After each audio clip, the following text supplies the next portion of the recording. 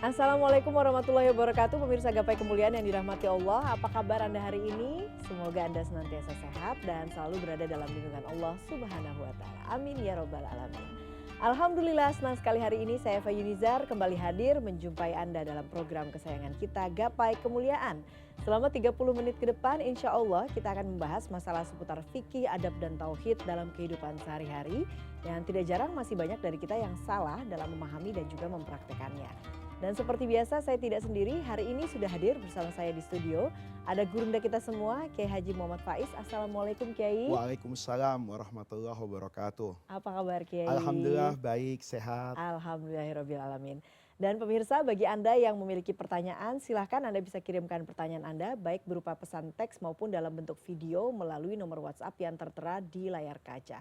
Anda juga berkesempatan bertanya langsung kepada Kiai melalui sambungan Zoom yang nanti akan secara teknis akan ditentukan oleh tim Gapai Kemuliaan. Baiklah, bahasan pertama kita kali ini adalah terkait hak-hak pimpinan dan rakyat. Nah, tema kali ini penting Kiai karena memang orang ini tidak sedikit yang kemudian mengabaikan masalah hak rakyat ataupun juga hak pemimpinnya begitu Iya, ya. iya. Nah, sebetulnya apa sih definisi hak-hak rakyat dan juga apa sebetulnya definisi hak-hak pemimpin ini? Apakah Hmm, kemudian ini diatur dalam agama? iya, Apakah kemudian kalau ini tidak dilakukan itu berarti melanggar ketentuan agama, iya. Kiai? Bagaimana penjelasannya? Saya ingin masuk dari firman Allah ketika Allah menciptakan alam semesta ini. Allah katakan di dalam Al-Quran, al mizan. Allah meletakkan hidup ini ada mizan, ada timbangan, ada keadilan. Maka kita lihat sistem yang ada di alam semesta ini itu selalu seiring dengan yang namanya mizan.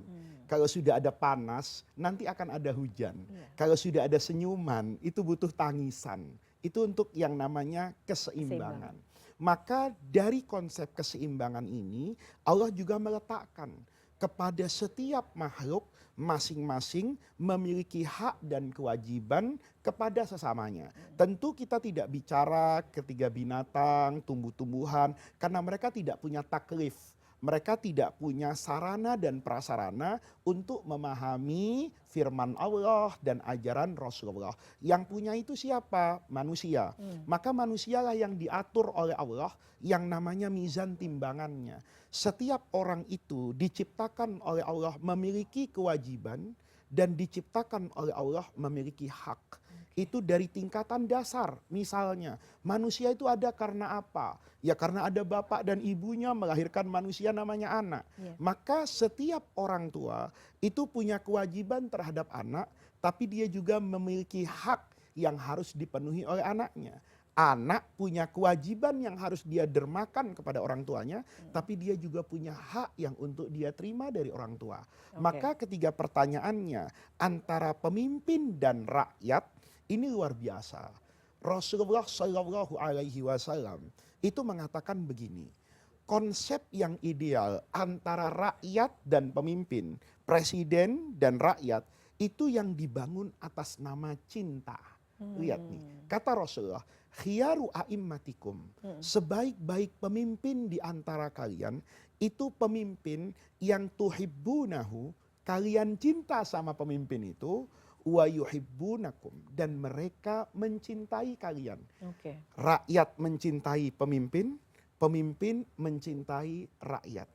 Kemudian konsep mahabbah ini dalam hadis itu dikatakan implementasinya apa? Mereka mendoakan kalian dan kalian mendoakan mereka. Ini kalau kita implementasikan hari ini, rasanya semua persoalan akan selesai. Setiap pemimpin ketika menerapkan kebijakan apapun di negeri ini, itu basisnya bukan untung rugi. Dia tidak sedang berdagang dengan rakyatnya, tapi dia sedang ingin menerapkan nilai cinta kepada rakyatnya. Hmm, Rakyat juga begitu. iya. Ketika dia melihat pemimpinnya, dia lihat ini orang kan sudah baik mau ngurusi kita. Ini orang mau direpotkan oleh kita. Maka cintai dia. Dengan cara apa? Doakan. Nah, Hmm, ini adalah konsep dasar hak masing-masing. Setiap pemimpin itu berhak untuk dicintai, dan setiap rakyat juga berhak untuk dicintai. Oke. Setiap pemimpin itu berhak untuk didoakan dan setiap rakyat itu berhak untuk didoakan. Dari nilai ini Rasulullah kemudian mengatakan ad-dinun nasihah. Inti dari agama itu adalah nasihat. Oke. Nasihat itu apa sih? Nasihat itu dalam agama namanya iradatul khairi lil mansuhi anhu. Kalau saya memberi nasihat kepada Mbak Eva, maka berangkat dari keinginan saya agar Mbak Eva itu menjadi orang yang lebih baik. Maka ketika kita katakan bahwa inti agama itu adalah nasihat, maka masing-masing itu punya hak untuk mendapatkan nasihat dan semua pihak punya kewajiban untuk saling menasehati. Nah, nasihat ini kalau kemudian kita katakan menjadi hak dan kewajiban, itu indah. Nasihat itu saya ingin supaya orang itu berbuat baik. Nah, kalau kemudian dengan nasihat saya orang itu malah menjadi jahat, maka itu sejatinya bukan nasihat. Misal, nih, Mbak Eva ngelihat saya yang sudah ngisi acara di Gapai Kemuliaan ini, tiba-tiba melakukan hal yang menurut Mbak Eva nggak pantas lah. Masa guru agama begitu? Mbak Eva lihat di tempat tertentu, saya tiba-tiba pakai celana di atas lutut, pegang es krim, rambutnya dicat, jalan-jalan gitu. Yang mungkin sebelum saya ke Gapai Kemuliaan, catnya sudah saya hilangkan, celananya sudah saya ganti sarung. Tapi Mbak Eva tahu, Faiz ini berarti orang munafik, nauzubillah, ya kan gitu kan. Mbak Eva caranya apa? Ketika itu Pak Faiz, saya mohon maaf banget saya ngelihat Bapak begini-begini. Itu hanya disampaikan langsung kepada saya. Itu namanya nasihat. Tapi kalau Mbak Eva sampaikan pada program khusus CNN, kemudian dikasih judul Ustadz Penipu, ya, karena Mbak Eva punya ada hak fotonya untuk lagi ada ya. fotonya disebarkan. Itu bukan nasihat Mbak Eva. Itu Mbak Eva sedang ingin mengumbar aib dan merendahkan saya. Nah, yang seperti ini sebetulnya dalam agama itu dibangun dengan tata laksana yang indah. Itu namanya hak untuk menasehati dan hak untuk dinasehati. Kalau ada pemimpin membuat aturan yang dipahami mengunci kebebasan rakyat, asal kita tahu itu untuk kebaikan bersama, maka kita katakan itu adalah nasihat dari pemimpin. Pemimpin bilang gunakan masker. Waktu kok pandemi kemarin, jangan dipahami bahwa pemimpin ini menyulitkan saya. Renggangkan soft ketika sholat. Tidak boleh dipahami kalau kemudian pemimpin ini sedang memusuhi sholat berjamaah. Enggak. Karena yang dia lakukan itu kan demi kemaslahatan. Sebaliknya, kalau saya mengkritik misalnya kebijakan hukum yang dirasakan tidak tegas. Misalnya korupsi yang tidak pernah selesai di negeri ini. Kemudian saya mengatakan hukum yang keras.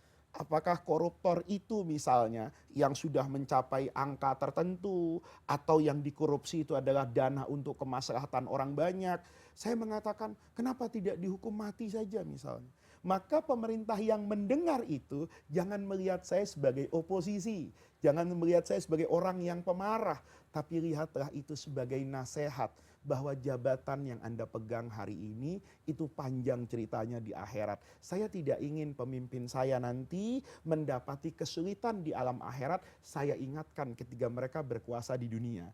Kalau ini yang dikerjakan, rasanya nggak ada yang berantem di medsos. Rasanya kita damai dalam membangun interaksi antara pemimpin dan rakyatnya. Baiklah, nah itu tadi ya hak pemimpin dan juga hak rakyat. Tadi dicintai, dinasehati, kemudian nanti boleh jadi ya Mbak Eva ya ditaati. Iya kan? Nanti dari aspek pemimpin tuh punya hak untuk ditaati, tapi rakyat punya hak untuk dikasihi. Oke, dikasihi. Baiklah, ini kalau kita urai ya, tentu panjang nggak? Ini hanya kunci-kuncinya saja. Jadi itu kuncinya ya, Kiai ya. Oke, kita akan bahas masalah hak lagi ini, tapi hak sesama Muslim, Kiai ya. Tapi kita akan break dulu, kita akan lanjutkan saat lagi. Jangan kemana-mana, Gapai Kemuliaan akan segera kembali.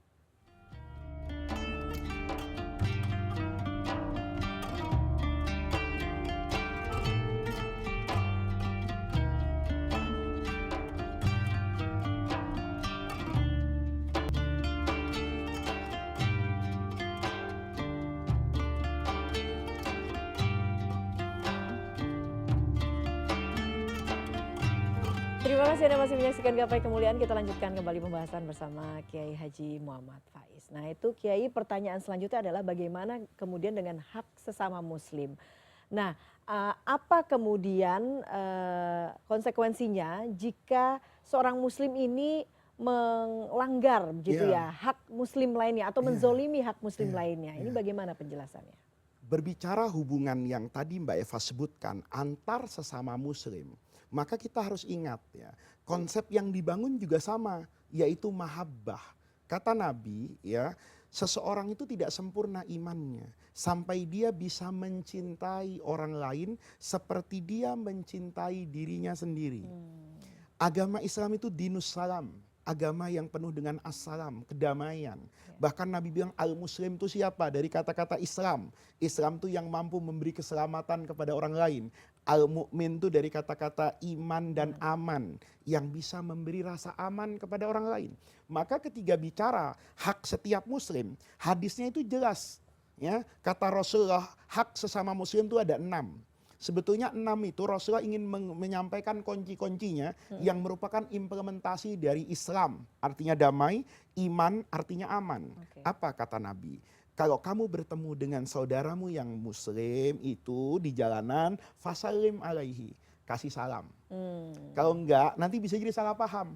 Mbak oke. Eva lewat, saya lewat. Sombong amat. Tapi kalau gitu, assalamualaikum, Assalamualaikum. lain lagi itu. Hmm, Kalau bertemu, ucapkanlah salam. salam. Kalau dia misalnya sakit, itu kemudian ditengokin. Oke. Kalau umpamanya dia mengundang undangannya, kalau kamu bisa hadir, datang. Kalau Betul. kamu tidak datang, nanti dia kan punya persepsi, kenapa dia nggak mau datang ya? Kalau saya undang, apa karena saya miskin? Hmm, Atau karena rivalitas kemarin di pilkada oke. misalnya, itu akan mendatangkan sakwa sangka. Hmm, Nah, yang seperti ini harus dibenahi. Kalau sakit, ditengok, iya. ya kan? Nah, kalau dia bersin misalnya, ini kan mengeluarkan begitu banyak kuman, sehingga Heeh. keluar dari, kita katakan alhamdulillah, Alhamdulillah. dan begitu seterusnya. Semua orang kalau memahami apa yang disampaikan oleh Rasulullah, intinya setiap muslim itu memiliki kewajiban dan hak yang sama untuk memberikan kedamaian dan kebahagiaan kepada orang lain. Oke, nah sekarang kita perkecil lagi konteksnya begitu Iya, ya. Ini sekarang bicara suami istri rumah tangga kalau begitu Kiai. iya, iya. Nah, apakah kemudian konsepnya juga sama begitu Sama, Kiai ya, sama. membuat aman itu? Sebuah Bagaimana hak istri terhadap iya, suami dan juga iya. suami terhadap Terhadap istri. istri. Nah, itu Iya. bagaimana Iya, penjelasannya itu Kiai? kan yang kita katakan gini ya, bahwa masing-masing itu punya hak dan kewajiban. Karena di rumah tangga itu kan masing-masing fungsinya melengkapi. Makanya Quran bilang hunna libasun lakum wa antum libasun lahunna.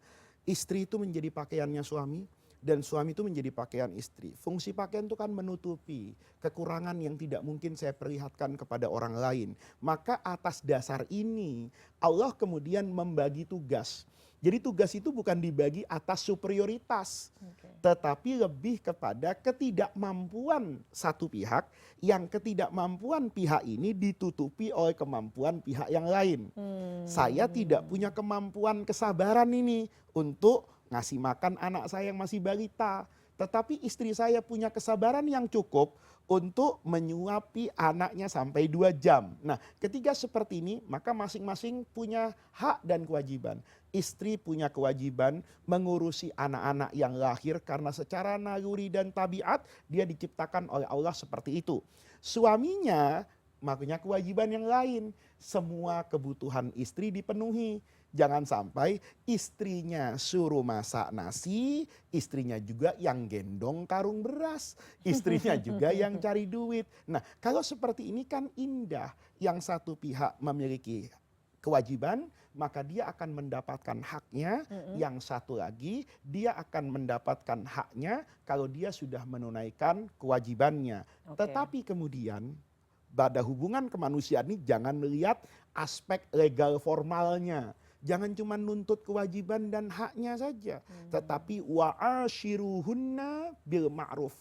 Hak dan kewajiban itu pakailah dengan cara yang ma'ruf. Ma'ruf itu baik, pantas. Rasulullah itu ketika ketok malam, Nabi itu habis berdakwah loh. Habis menyebarkan agama Allah, menyampaikan risalah Allah, capeknya luar biasa. Ketok pintu di rumahnya. Ummul Mukminin Aisyah itu tertidur. nggak bangun. Rasulullah itu tidur depan pintu.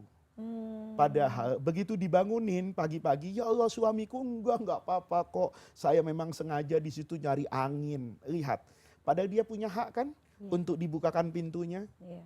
Aisyah juga punya kewajiban kan untuk membuka, tapi nggak pernah itu menjadi hitung-hitungan. Maka orang itu, Mbak Eva, kalau mau melakukan itu kepada suami istri, itu jangan lihat legal formalnya, terus istrinya diaudit, misalnya keuangannya. Ya ini saya beli ini mas, mana bonnya, mana? Ya nggak bisa begitu, karena ini Oke. adalah rasa.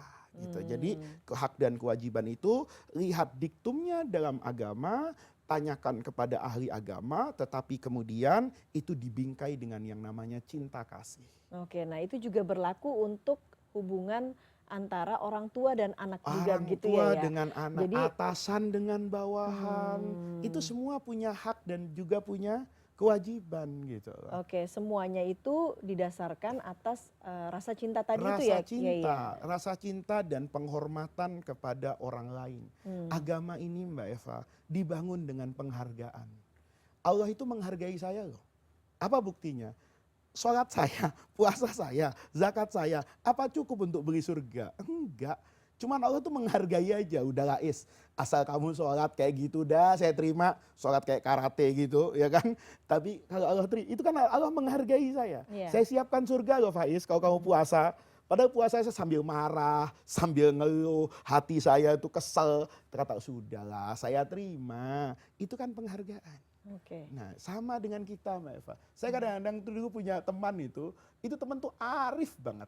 Satu ketiga, kita ke gedung mana, supirnya itu parkir entah di mana, ditelepon kacau.